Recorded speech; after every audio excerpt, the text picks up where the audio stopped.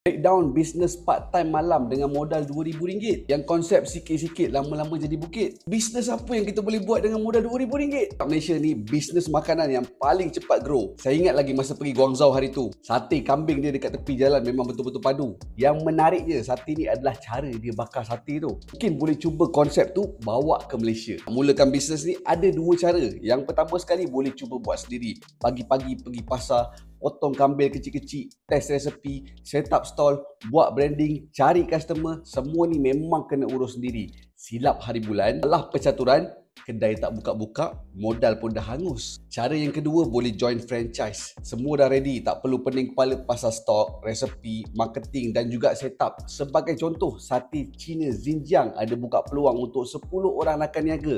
HQ akan provide daripada group support, training, kelas marketing, percuma. Lebih cepat untuk gain trust daripada customer, bisnes pula cepat grow.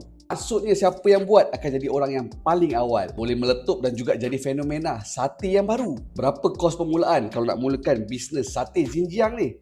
Jom, saya tolong breakdown. Untuk setup paling awal kena ada canopy, ada meja jualan, commercial grill, cooler box, tray, stainless steel, macam-macam lagi lah peralatan memasak.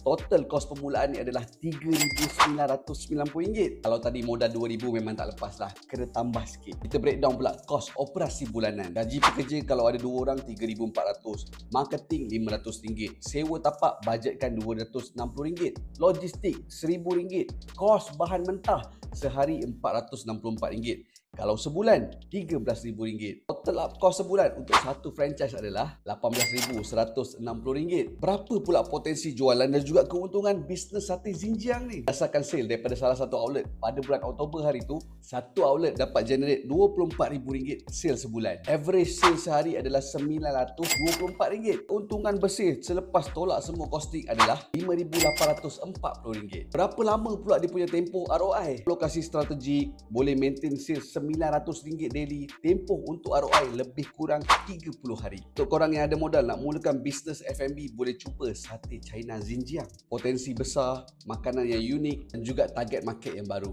Put ke TikTok page Sate China Xinjiang HQ. Boleh DM tim mereka. Jangan tunggu sampai dah banyak stall nanti baru nak join.